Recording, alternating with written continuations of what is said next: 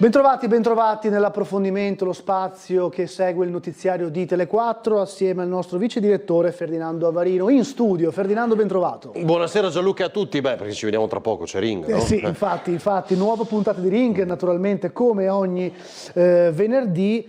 Questa sera approfondimento dalle 21:10 sul sondaggio di SVG che mostreremo, Ferdinando, in esclusiva sugli scenari di voto e candidati per le elezioni comunali di Trieste del prossimo anno 2027, quindi schieramenti, partiti e possibili candidature, giusto? Allora, guarda, è molto interessante, lo presentiamo in esclusiva, non è l'unico sondaggio che presenteremo in esclusiva in queste settimane, dopodiché noi facciamo i sondaggi ogni sera, non hanno valore statistico, lo diciamo sempre, ma è un po' una tendenza, e devo dire che l'abbiamo imbroccato alcune cose, per esempio sul tema delle province, no? Poi ne parleremo magari. Però questa sera, tra poco, quindi alle 21:10 a Ring, presenteremo questo sondaggio commissionato al gruppo del Partito Democratico per ASVG, quindi un istituto tra i più stimati del nostro paese che fa ricerche continue, insomma, sulle valutazioni dei partiti. Vede alcune cose molto interessanti.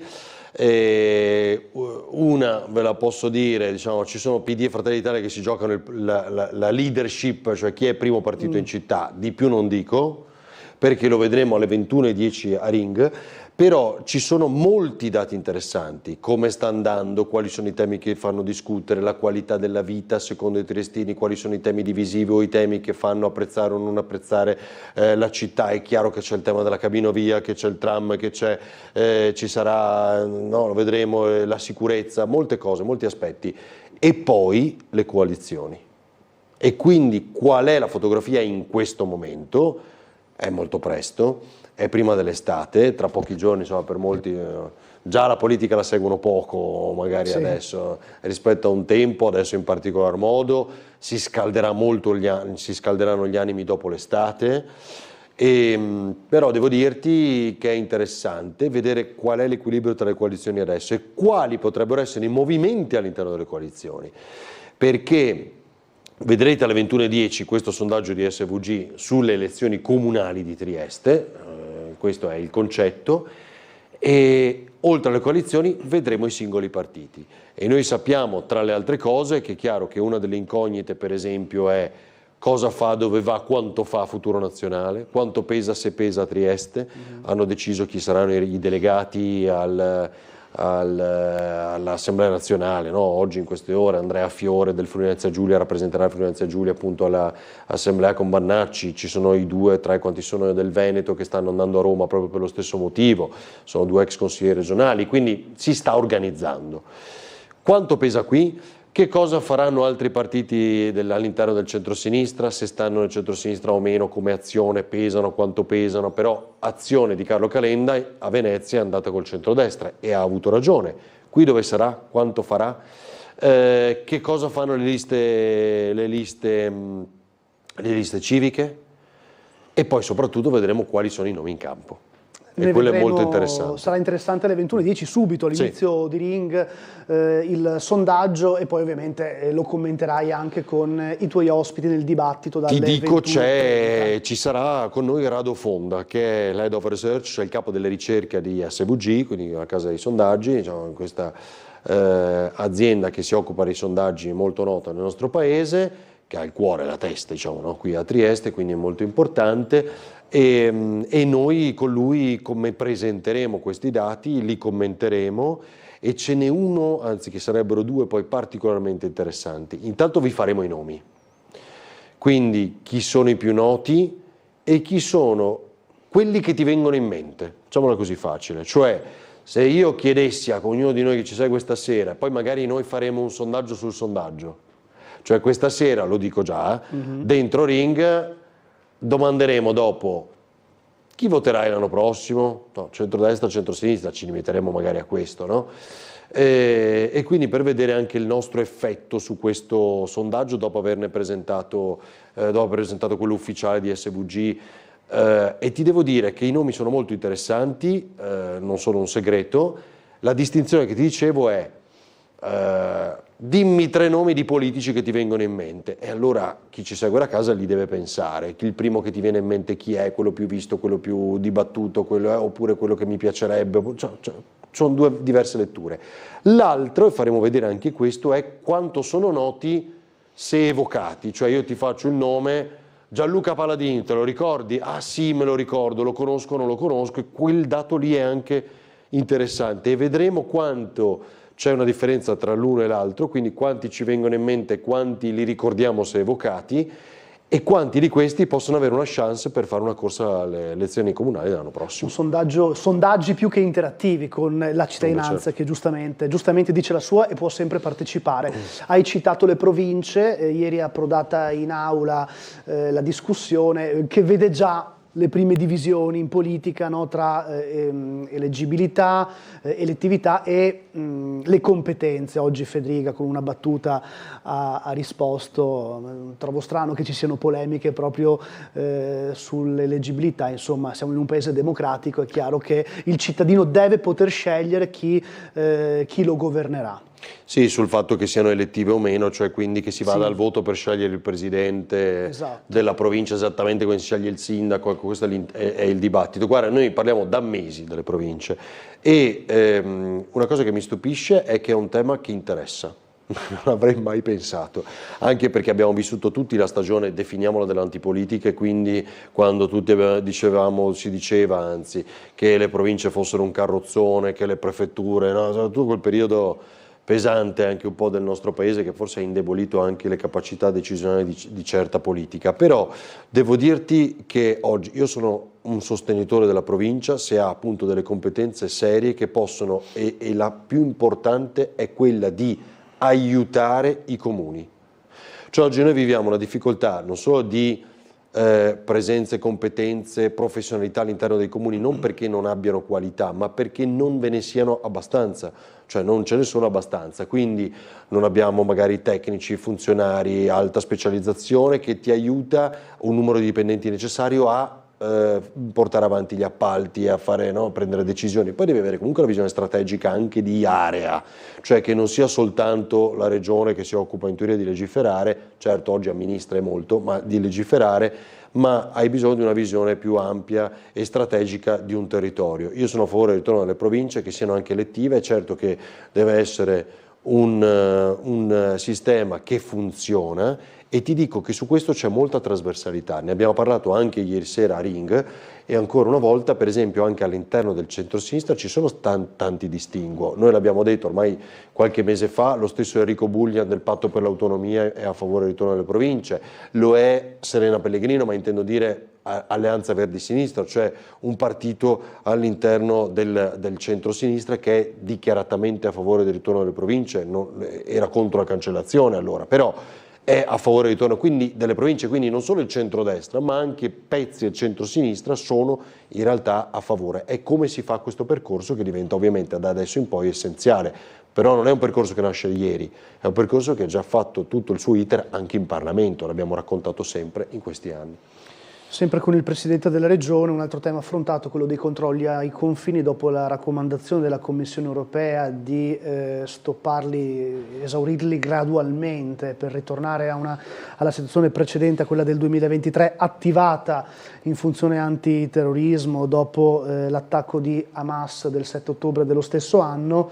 Ci sono i pro e i contro, chi si è espresso contrario al parere della Commissione Europea, chi invece favore. Federica dice Piantedosi ha di fatto attivato un dispositivo controllato che è servito anche per arrestare i passeur, e sempre ai nostri microfoni il Presidente ha detto: mi auguro che si possa continuare in tal senso, cioè comunque a garantire un certo presidio territoriale nell'area confinaria. Sì, anche di questo abbiamo parlato molto ieri sera. Il sondaggio che dicevo prima delle province, non l'ho ricordato, è nato con una contrarietà blanda perché era quasi 50-50, oggi l'ultimo sondaggio che abbiamo fatto a Ring sulle province era a favore del ritorno.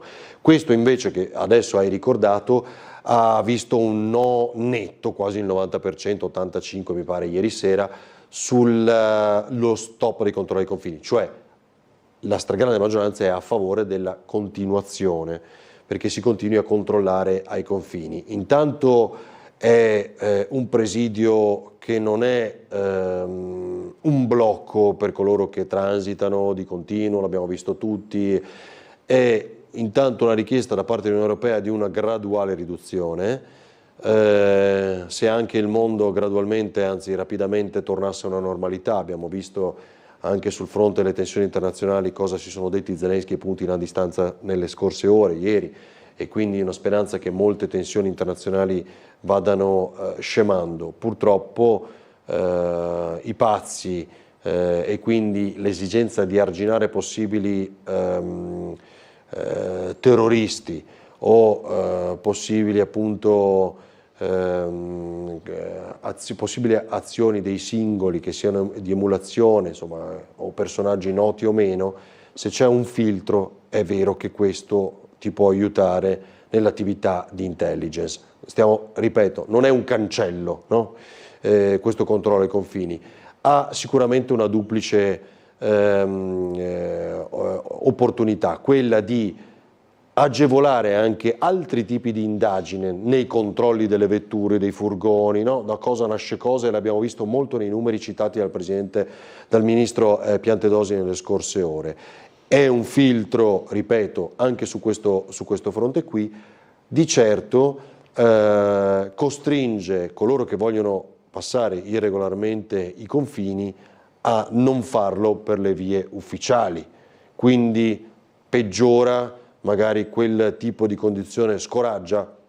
È un po' su questo ho i miei dubbi, visto il percorso e le difficoltà e il dolore passato anche nelle camminate di anni che si fanno per arrivare in questo paese. È vero che insomma il controllo io lo vedo più sul fronte di intelligence, quindi un modo per arginare attività criminose che possono essere svolte nel nostro paese, e quindi mi auguro francamente che almeno un controllo blando, come già è, perché dobbiamo dirlo, viene individuata, diciamo, dalla competenza delle forze di polizia quale può essere una vettura che chiaramente è sospetta e quindi fermata. Io credo che questo controllo blando possa continuare tranquillamente almeno per un altro anno, ecco, io lo vedo come auspicabile, poi insomma sarà ovviamente la politica internazionale a deciderlo.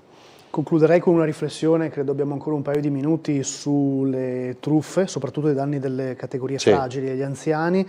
E i furti in casa a Trieste è diventato un impegno anche per noi giornalisti, non dico quotidiano, ma poco ci manca. Sì, ma questo purtroppo lo viviamo un po' dappertutto. Il nord-est è mitragliato dagli attacchi dei ladri, dei malviventi. E non solo noi parliamo della sicurezza nelle città di notte, quindi le risse, il problema della delinquenza giovanile, e non più delle baby gang ma di vere e proprie gang, che è ancora più allarmante e preoccupante. Però quello che abbiamo visto come fenomeno, e ti ripeto molto anche in Veneto, negli ultimi mesi con il sole, cioè da febbraio-marzo in avanti, una cosa che difficilmente si era vissuta, ma che ci siano delle rapine in villa, per esempio, che sono tornate, dei colpi alla luce del sole, quando di solito noi siamo abituati purtroppo a raccontare un'escalation nei periodi autunno-invernali, quando le giornate si accorciano, quando comincia a fare buio presto, quando c'è quel tipo di condizione meteorologica, diciamo, che può agevolare il furto. Questo è una forte preoccupazione e va veramente arginata con qualsiasi segnalazione possa arrivare anche dai cittadini di supporto alle forze dell'ordine, perché è un crimine odioso per tutti noi. Ferdinando, grazie, ti lascio perché fra ci vediamo alle 21:10 con il sondaggio. Alle 21:10 il sondaggio e ovviamente poi il dibattito con gli ospiti. Grazie per averci seguito, buona serata su Tele4.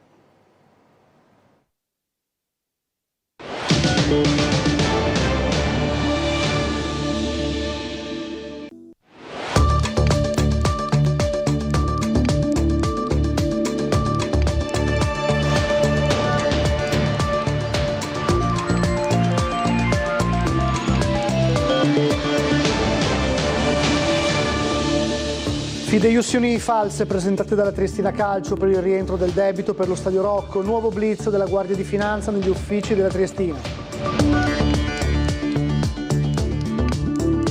Furto da 150.000 euro in un'abitazione di via Tigor, arrestata dalla polizia una coppia di ladri, lui pregiudicato, lei faceva la golf nell'appartamento preso di mira. Ring, questa sera in esclusiva mostreremo il sondaggio di SVG sugli scenari di voto e candidati per le elezioni comunali di Trieste del prossimo anno, schieramenti, partiti e possibili candidati. La piaga delle truffe a Trieste, fra nuovi colpi, ieri uno in via Bonaparte, l'arresto di un responsabile fermato in via Tor San Piero e l'appello del comandante dei Carabinieri alla festa dell'Arma. Priorità al blocco dei passeur, i controlli spero continuino, così il governatore Fedriga sul dibattito circa lo stop o meno dei presidi ai valichi di frontiera.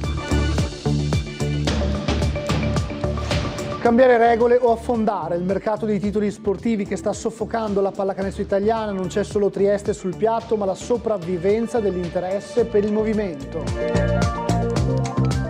A Marina Iuli è partita la 9ª edizione di Promomare, fino a domenica sport acquatici, spettacoli, incontri e iniziative dedicate alla valorizzazione del territorio e dell'economia del mare.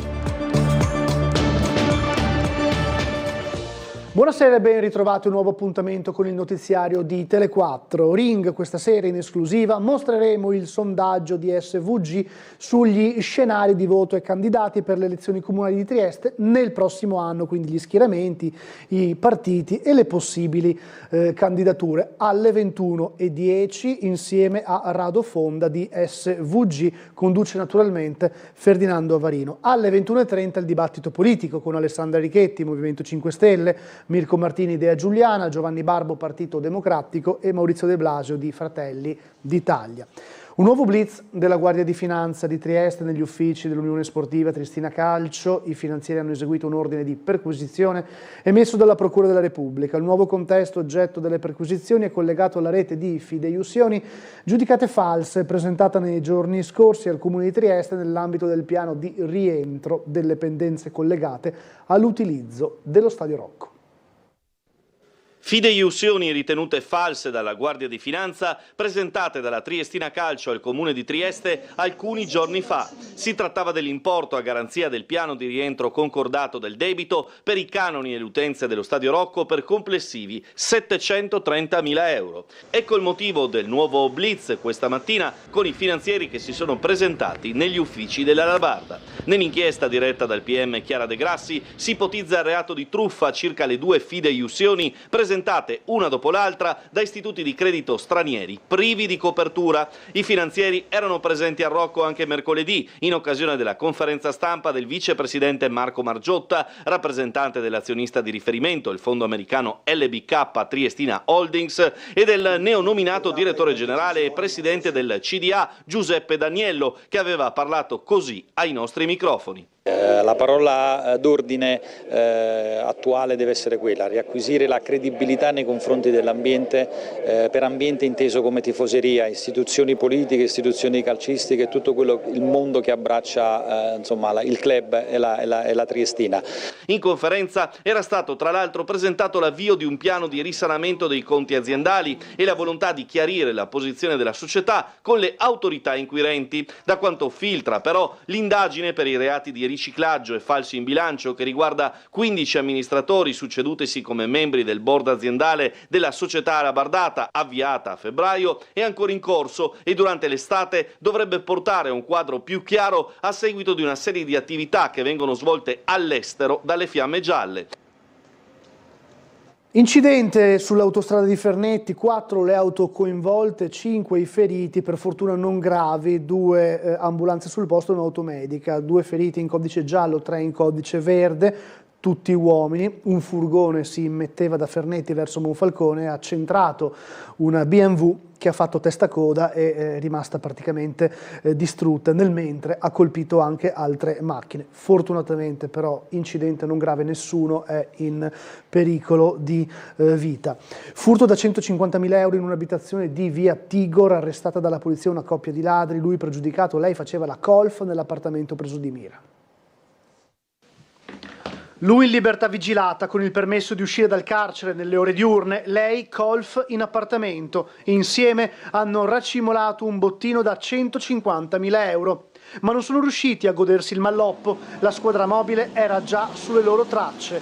La Polizia di Stato di Trieste ha dato esecuzione a 2 ordinanze di custodia cautelare emesse dal giudice per le indagini preliminari nei confronti della coppia di italiani accusata di furto aggravato commesso in un'abitazione di via Tigor a Trieste. Secondo quanto preso dall'attività investigativa attraverso testimonianze, appostamenti e intercettazioni e partite a seguito della denuncia presentata dalla vittima del furto, i 2 avrebbero rubato 150.000 euro in contanti e gioielli custoditi dentro una cassaforte dell'appartamento risultata forzata. La donna già lavorava nell'abitazione come colf, mentre il compagno approfittava delle ore di libertà vigilata per darle manforte nell'attività criminale. I 2 si trovano al carcere del Coroneo. Rispettato, amato e ben voluto non soltanto nella sua Rovigno, dove ormai abitava da 20 anni, ma anche a Trieste, sua città di origine, dove aveva frequentato il liceo Oberdan. In tanti piangono la morte di Gianluca Bottai, maniscalco e operatore veterinario triestino, morto l'altro giorno a seguito del calcio della cavalla che stava afferrando in un maneggio situato in una località a nord di Zagabria. Un colpo al petto devastante che non ha lasciato scampo al 47enne. Addio papà, ti voglio bene, ha scritto la figlia Zora nel suo ultimo saluto al padre. Caro Gianluca, la notizia della tua scomparsa è giunta improvvisamente e ci ha profondamente rattristati, ha scritto la Croatian Paint Horse Association, che promuove e tutela l'allevamento e le attività sportive dei cavalli di razza. Dall'Istria a Trieste le comunità si stringono attorno alla famiglia di Bottai. Momenti complicati ieri sera nel centro di Trieste. Una delle autobotti che si stavano recando a sirene spiegate in via Crispi per un incendio in appartamento si è scontrata frontalmente con una Fiat Panda in piazza Goldoni.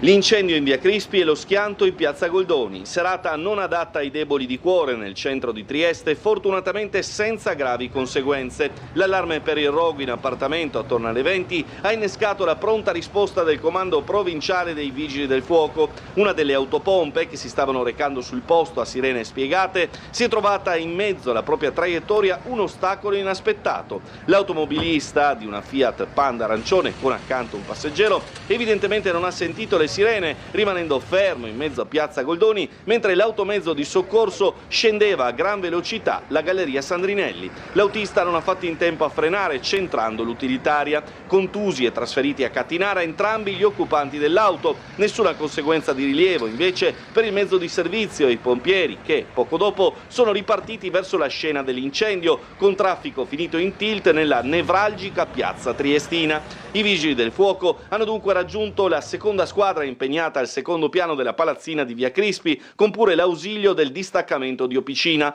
I soccorritori hanno in breve spento le fiamme, innescatesi a partire da un materasso, con conseguenze anche sul mobilio di una stanza. Fortunatamente nessuna persona è rimasta coinvolta, né si segnalano intossicati. Precauzionalmente però tutti e 10 gli appartamenti sono stati evacuati. Proprietari e affittuari sono potuti rientrare in casa solo nottetempo dopo un'accurata verifica statica e sull'eventuale residua presenza di gas derivanti dalla combustione. Sulle cause dell'incendio sono ancora in corso accertamenti da parte della polizia.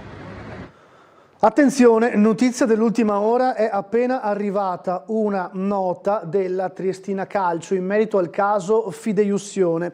La leggo. In merito alle notizie diffuse in mattinata da una testata locale e successivamente riprese da altri organi di informazione con l'intento di non dare adito a interpretazioni o errate ricostruzioni, la Triestina Calcio intende chiarire quanto segue.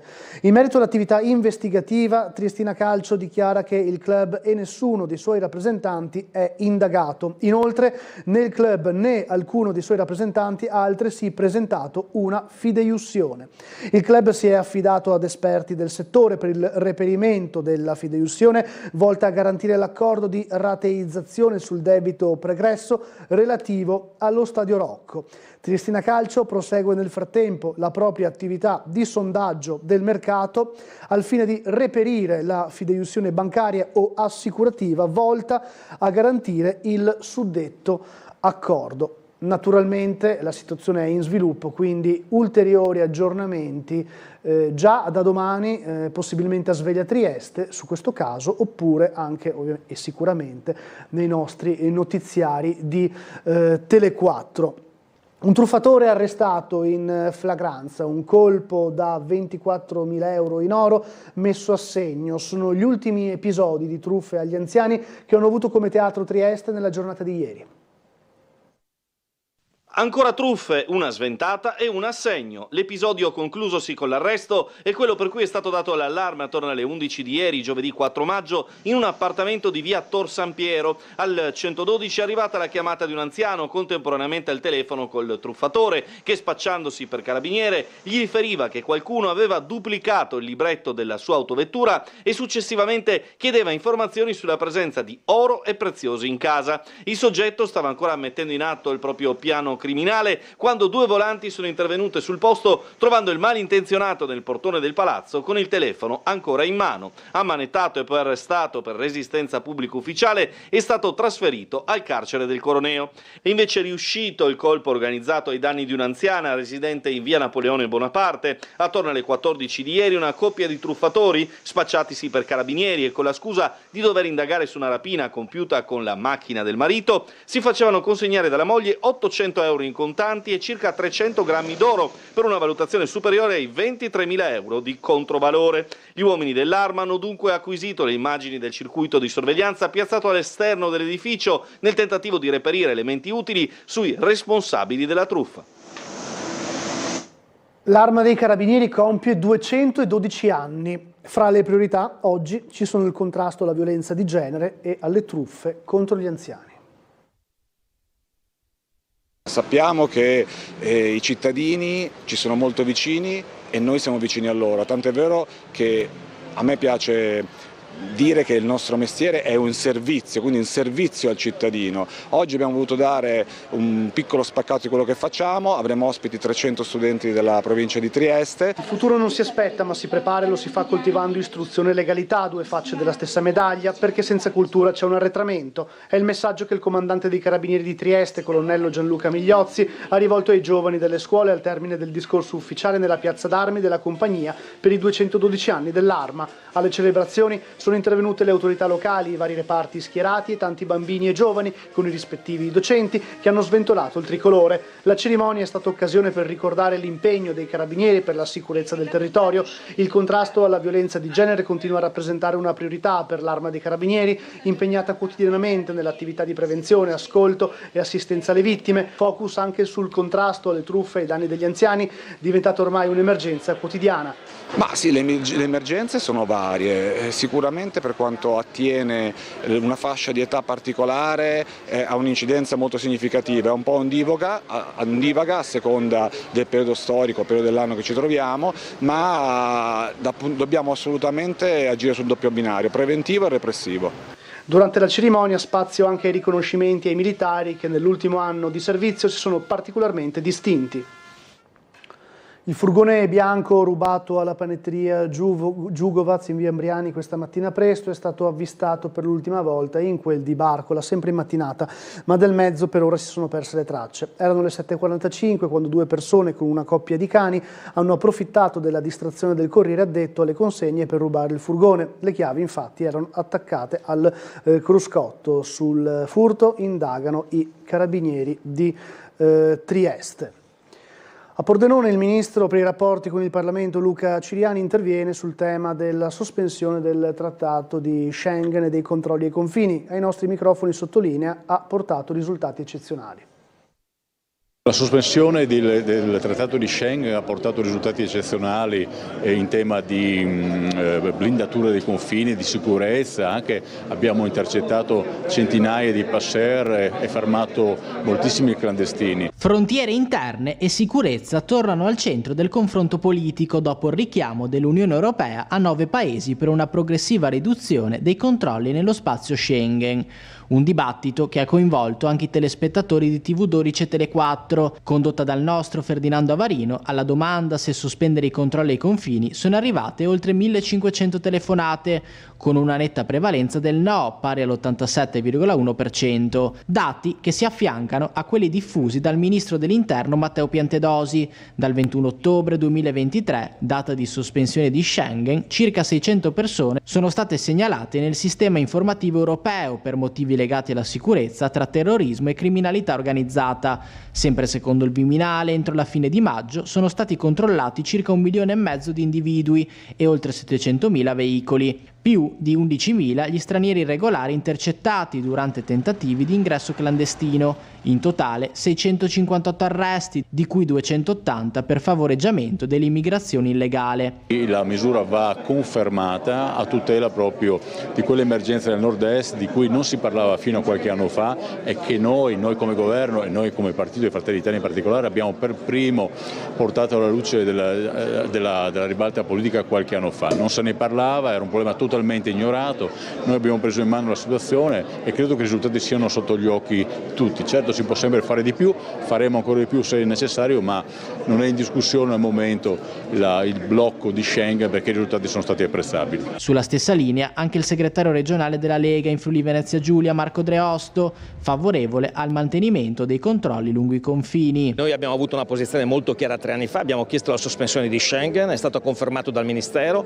Ieri il Ministro Piantedosi ha voluto confermare di nuovo che fino a dicembre la sospensione di Schengen è confermata e anche il controllo ai confini. Quindi penso che andiamo nella direzione di mantenere questa chiusura non solo per limitare gli ingressi ma soprattutto per dare certezza di sicurezza al nostro territorio e ai nostri cittadini.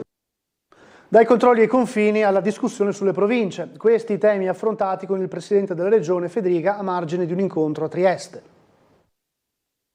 Bloccare attività illegali su chi commercia esseri umani penso debba essere una priorità da parte di tutti. Così il Presidente della Regione Massimiliano Fedriga dopo che la Commissione europea ha chiesto agli Stati membri di sospendere gradualmente i controlli ai valichi di frontiera, dispositivo che era stato adottato nel 2023 a seguito dell'attentato di Hamas del 7 ottobre di quell'anno, una decisione collegata al rischio di infiltrazioni terroristiche lungo la rotta balcanica. Contestualmente i rinforzi dei controlli avevano portato a un aumento di arresti di passeur. Dall'altro lato, Bruxelles ritiene che la reintroduzione prolungata delle verifiche violi le regole del codice delle frontiere Schengen, stabilendo che i controlli debbano essere un'extrema ratio e non superare il limite massimo consentito dalla normativa. Penso che in realtà la sospensione di Schengen, come è stata attuata, sia stata fatta in modo molto equilibrato dal Ministro e dal Governo. Sono riusciti a effettuare dei controlli che hanno preso molti passeur e diminuito gli ingressi illegali, e al contempo non si è andati a peggiorare la vita del confine, perché devo dire che si riesce attualmente a passare in modo molto agevole, quindi si è tenuto quell'equilibrio necessario che mi auguro possa proseguire. Poi il Presidente è tornato sulle province. Ieri la discussione è approdata in aula, politica divisa su elettività e competenze. Le competenze oltretutto è un percorso, come ho detto più volte, sono più step, tra cui ci sarà lo step legato alle norme specifiche che daranno competenze delle diverse aree. Per quanto riguarda la parte elettiva, devo dire mi sorprende che qualcuno non voglia fare scegliere i cittadini, ma evidentemente a qualcuno la democrazia dà fastidio. Sulla vicenda di Fiumicino non mi interessa aggiungere nulla, esiste l'educazione, vale per tutti, quando si sta in un luogo pubblico non esistono categorie più uguali di altri. Queste le parole del senatore di Fratelli d'Italia Roberto Menia, raggiunto telefonicamente dalla nostra emittente dopo il polverone alzatosi a seguito dell'episodio avvenuto all'aeroporto, dove Menia avrebbe redarguito una coppia omosessuale che si stava scambiando alcune carezze. Questo non è un posto pubblico, non potete fare quello che volete, avrebbe detto il senatore ai due uomini. Pioggia di critiche dagli esponenti dei partiti di opposizione verso il triestino meloniano.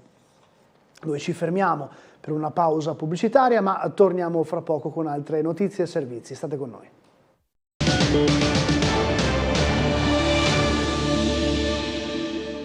Cambiare le regole sul trasferimento dei titoli sportivi o vedere affondare il seguito di pubblico per la pallacanestro italiana. Un appello che in questo momento di incertezza sul futuro della pallacanestro Trieste parte dalla nostra emittente. Momenti che definiscono una stagione, una carriera, una vita. Quelli vissuti da Daniele Cavaliero a Casale Monferrato. 7 tiri da 3 punti, 7 gemme per guidare l'Alma alla terra promessa.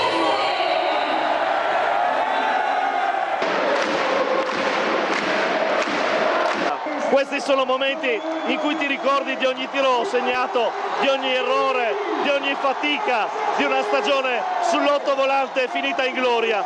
Trieste torna nella massima serie nell'urlo del Palatrieste. Come spiegare a un mini cestista che le imprese di Cavaliero e Rouzier non hanno più valore perché si possono comprare? Perché quel titolo sportivo di A1 guadagnato con il talento si compra e si vende oramai come una banana al supermercato. E questo è il vero interrogativo che il Gotha della pallacanestro italiana dovrebbe porsi. Quel mondo del basket che sostiene di guardare al futuro ma propone dirigenti che vengono dall'era dei dinosauri. E allora, in attesa che si consumi forse l'ultimo atto, gara 4 di semifinale fra Milano e Brescia, prima di sapere la verità, meglio rifletterci su. Badate bene, qua il tema non è solo Paul Matjasic e la pallacanestro Trieste, e nemmeno l'esito della vicenda di casa nostra. La piramide che implode su se stessa riguarda l'intero mondo della palla a spicchi, riguarda il valore stesso dei termini sport e appartenenza. Può esserci una prospettiva seria se le piazze a cui si chiede partecipazione, abbonamenti, sponsorizzazioni vengono trattate come caselle del risico?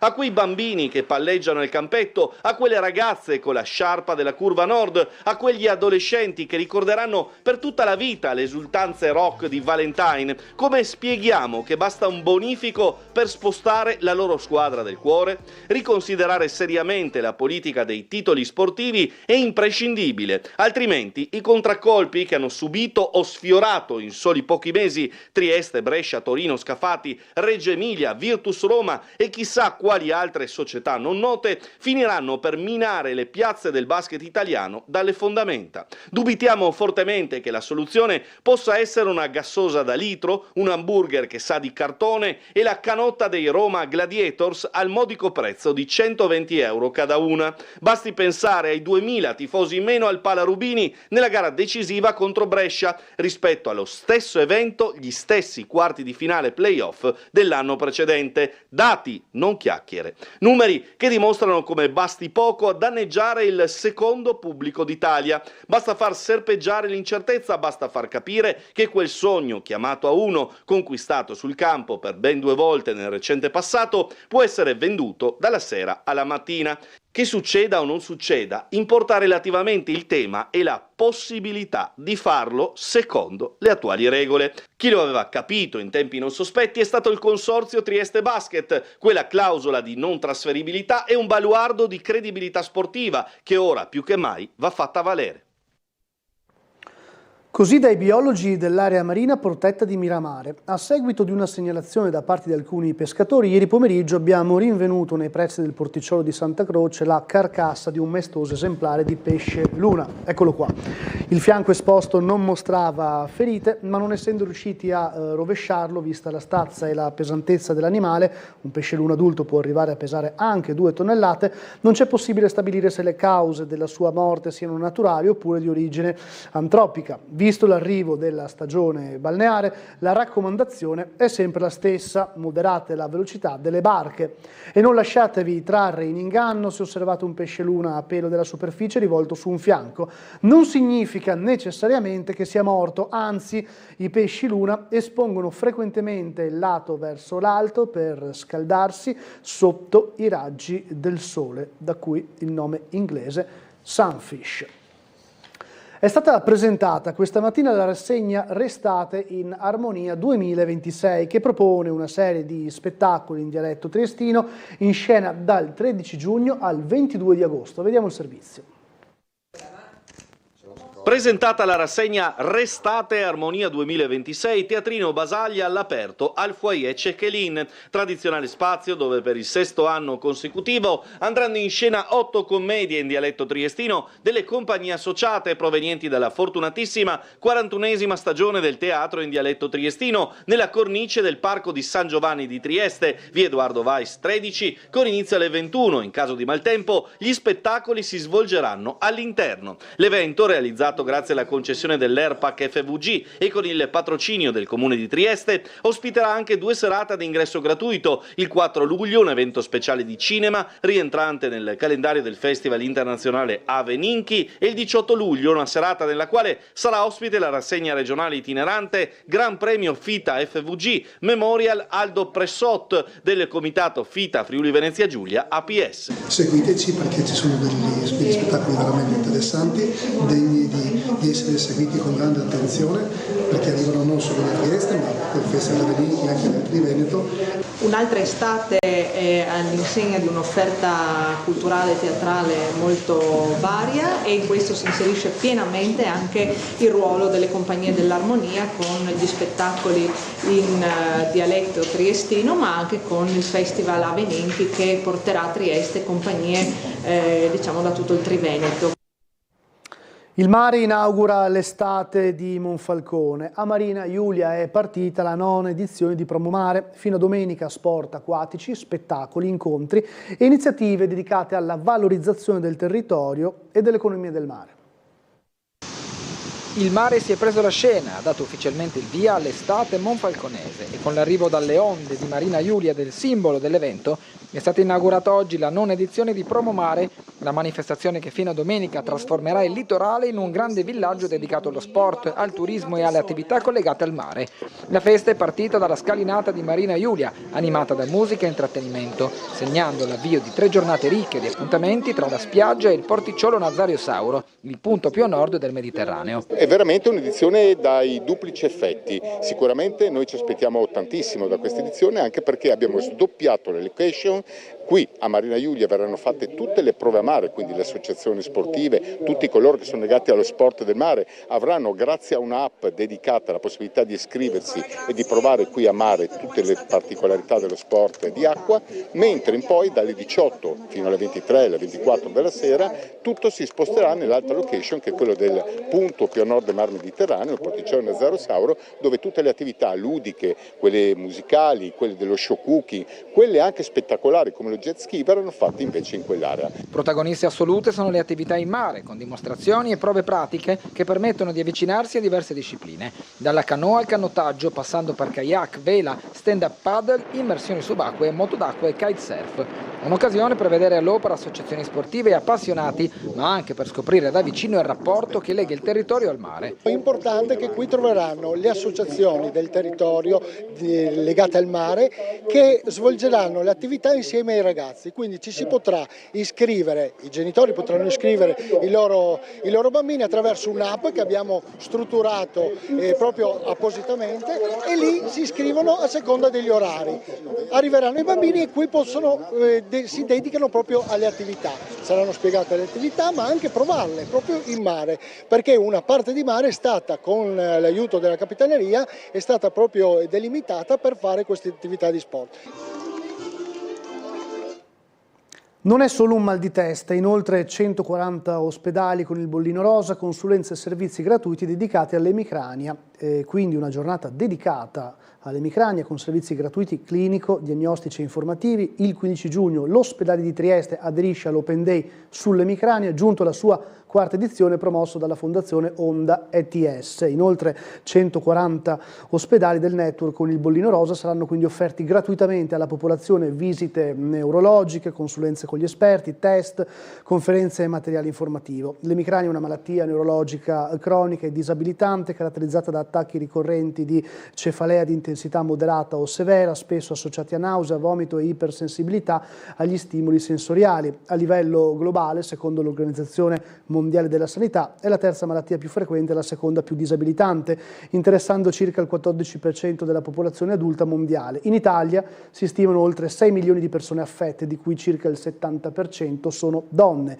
interessate dalla malattia con una frequenza circa 3 volte superiore rispetto agli uomini, in larga parte per il ruolo degli ormoni femminili. Nonostante l'elevata diffusione e il forte impatto, l'emicrania rimane ancora oggi sottodiagnosticata. È tutto dal notiziario. Vi ricordo ancora una volta che stasera, naturalmente, come ogni venerdì, torna Ring. In esclusiva mostreremo il sondaggio di SVG sugli scenari di voto e candidati per le elezioni comunali di Trieste del prossimo anno, quindi 2027, perciò schieramenti, partiti e possibili candidati. Conduce naturalmente Ferdinando Avarino e alle 21:10 appunto il focus sul sondaggio di SVG con Rado Fonda. Poi alle 21:30 il dibattito politico con Alessandra Richetti, Movimento 5 Stelle, Mirko Martini, Idea Giuliana, Giovanni Barbo, Partito Democratico e Maurizio De Blasio, Fratelli d'Italia. Dopo la pubblicità, il nostro Post TG proprio con il vice direttore Ferdinando Avarino. Partiremo da questo sondaggio che verrà presentato a Ring e poi svilupperemo anche altre tematiche trattate nel nostro telegiornale. Grazie per averci seguito e una buona serata su Tele4.